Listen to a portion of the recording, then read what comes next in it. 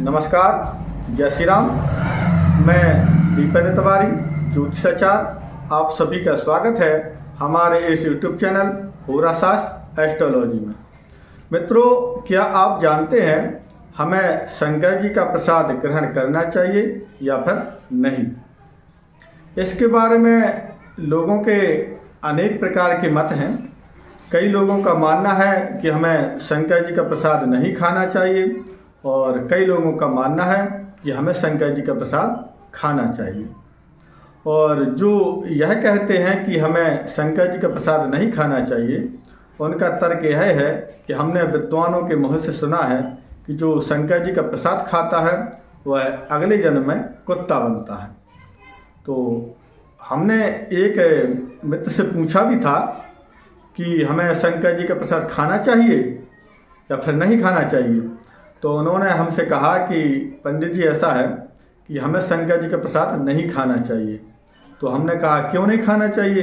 तो उन्होंने बताया कि हमने एक कथा में सुना था कि जो शंकर जी का प्रसाद खाता है वह अगले जन्म में कुत्ता बनता है, इसलिए हमें शंकर जी का प्रसाद नहीं खाना चाहिए। तो फिर हमने पूछा कि जो कथा आपने सुनी वह किस ग्रंथ की है, किस शास्त्र की है? तो उन्होंने बताया इसके बारे में हमें जानकारी नहीं है, लेकिन हमने यह किसी के मुख से सुनी, यानी किसी कथावाचक के मुख से सुनी है। तो हो सकता है कि उन्होंने यह कथा सुनी हो, और लेकिन कई लोग यह मानते हैं कि हमें शंकर जी का प्रसाद नहीं खाना चाहिए। लेकिन शंकर जी के प्रसाद के बारे में शिवपुराण क्या कहती है, उसके बारे में आज हम आपको विस्तार से बताएंगे। यह प्रश्न हमारे पास भी आया, तो हमने जो उत्तर दिया वह शिवपुराण से जुड़ा हुआ ही उत्तर दिया था, तो वह हम आपको बताने जा रहे हैं। तो मित्रों, सबसे पहले तो हम आपसे निवेदन करेंगे, अगर आप हमारे चैनल पर नए हैं तो सबसे पहले तो हमारे चैनल को सब्सक्राइब कर लें और वीडियो को लाइक कर दें, वीडियो को शेयर कर दें। अगर आप इस वीडियो को फेसबुक पेज पर देख रहे हैं तो हमारे फेसबुक पेज को फॉलो कर लें, लाइक शेयर अवश्य करें। और अगर आप इस वीडियो को इंस्टाग्राम पर देख रहे हैं तो हमारे इंस्टाग्राम चैनल को भी फॉलो अवश्य कर लें और लाइक शेयर जरूर कर दें। तो मित्रों, शिव जी के प्रसाद के विषय में शिवपुराण क्या कह रही है, इसके बारे में हम आपको विस्तार से जानकारी देने जा रहे हैं। तो हमारे हाथ में शिवपुराण है, देखिए आप, हमारे हाथ में शिवपुराण है और हमारे पास शिवपुराण के दोनों खंड हैं। तो यह प्रथम खंड में शंकर जी के प्रसाद के बारे में जानकारी दी गई है। यह विद्येश्वर संहिता में लिखा हुआ है और विद्येश्वर संहिता का 22वां अध्याय है। तो इसमें लिखा है शिव नैवेद्य भक्षण का निर्णय एवं बिलपत्र का महात्म्य, इसी में यह कथा है।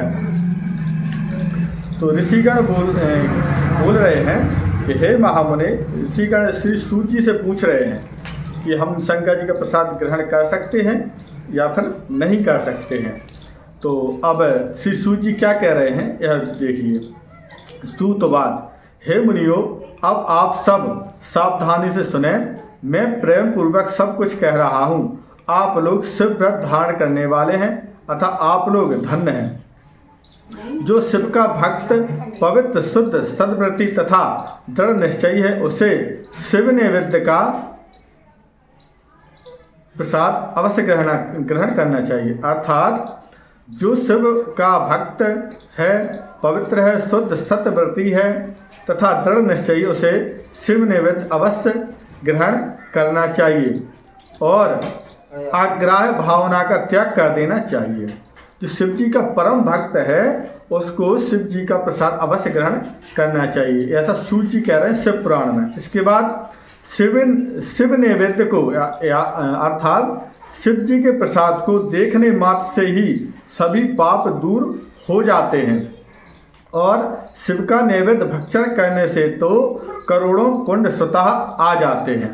शिव जी का नैवेद्य देखने से सब पाप दूर हो जाते हैं। अगर शिव जी का प्रसाद पा लिया जाए तो करोड़ों पुण्य स्वतः आ जाते हैं। हजार यज्ञों की बात कौन कहे, अर्बुद यज्ञ करने से भी वह पुण्य प्राप्त नहीं हो पाता है जो शिव नैवेद्य खाने से प्राप्त हो जाता है। शिव का नैवेद्य खाने से तो शिव सायुज्य की भी प्राप्ति हो जाती है। अर्थात जो भक्त शिव का प्रसाद ग्रहण करते हैं उनको शिवलोक प्राप्त होता है, ऐसा शिव पुराण में सूत जी कह रहे हैं।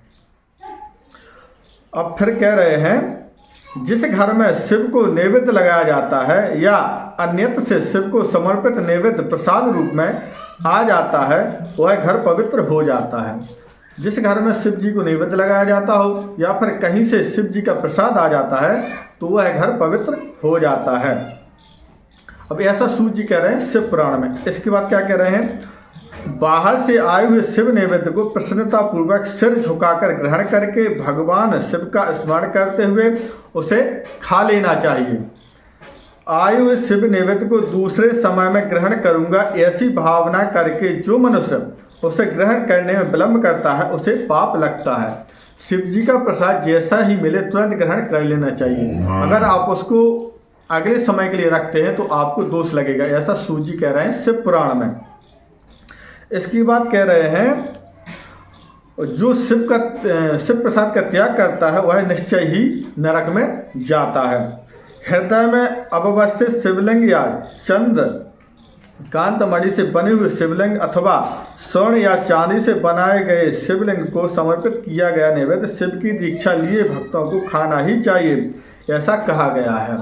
जो शिव जी के भक्त हैं उनको शिव जी का प्रसाद अवश्य खाना चाहिए।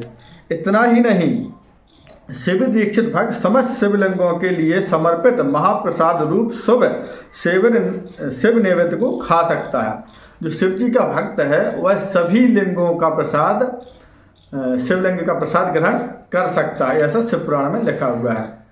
जिन मनुष्यों ने अन्य देवों की दीक्षा ली है और शिव की भक्ति में वे अनुरुक्त रहते हैं उनके लिए शिव नैवेद्य के भक्षण के विषय में निर्णय को प्रेम पूर्वक हम कहते हैं, आप सुने। अब सूत जी कह रहे हैं जो शिव जी के भक्त नहीं हैं, अन्य देवी देवताओं के भक्त हैं, उनके बारे में भी हम आपको बता रहे हैं कि शिव जी का प्रसाद खाना चाहिए कि नहीं खाना चाहिए।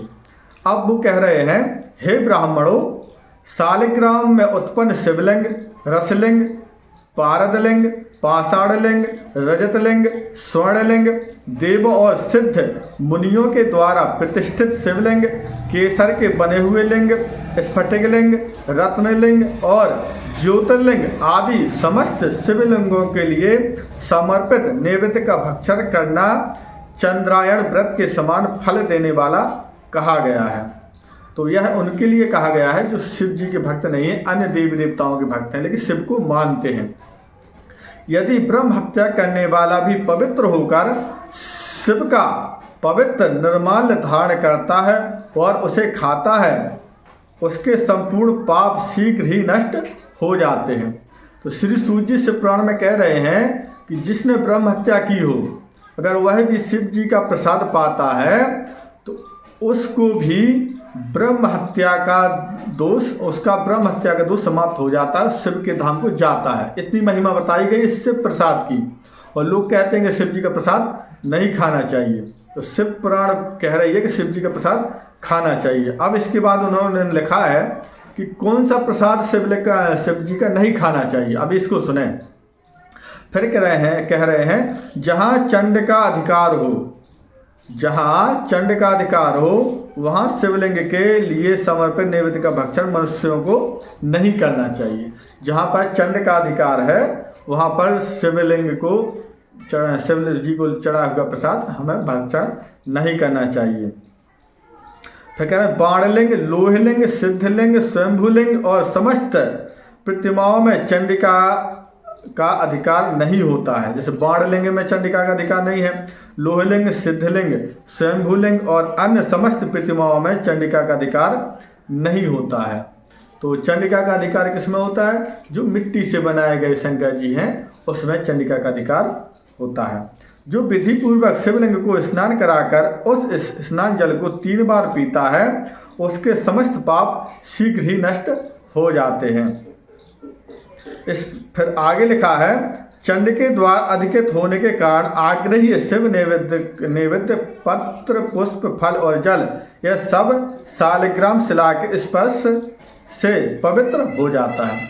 अगर चंडिका का अधिकार भी किसी शंकर जी के पास है, अगर वह नैवेद्य प्रसाद शालिग्राम शिला पर स्पर्श हो जाता है तो वह भी पान युक्त हो जाता है, ऐसा शिव पुराण कह रही है।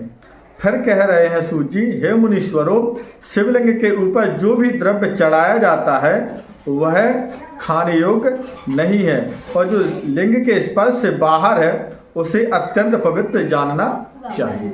अब आगे सूत जी कह रहे हैं कि जो शिवलिंग के ऊपर प्रसाद चढ़ाया जाता है वह खाने योग्य नहीं है, और जो शिवलिंग के बाहर प्रसाद रखा हुआ होता है वह खाने योग्य होता है।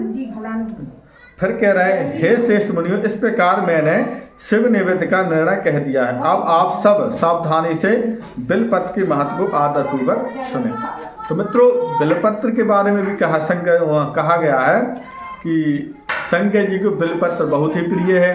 बिलपत्र के जल से अभिषेक करना शंकर जी को बहुत ही लाभदायक होता है और उनको बहुत ही प्रसन्नता होती है। और जो लोग बेलपत्र के मूंड जल से जड़ से शिव जी का अभिषेक करते हैं तो उनकी समस्त मनोकामनाएं पूर्ण हो जाती हैं, ऐसा सूत जी कह रहे हैं। तो मित्रों, शिव पुराण में बिल्कुल स्पष्ट लिखा है कि हम शंकर जी का प्रसाद ग्रहण कर सकते हैं।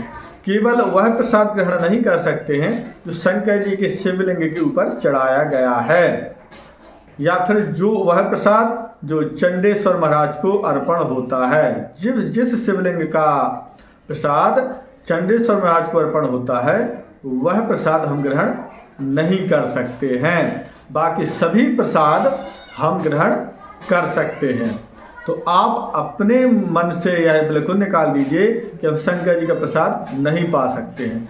शंकर जी का लगा हुआ प्रसाद हम बिल्कुल पा सकते हैं और अन्य भक्तों को भी दे सकते हैं। जो भी शंकर जी का प्रसाद पाता है उसकी सभी मनोकामनाएं पूर्ण हो जाती हैं।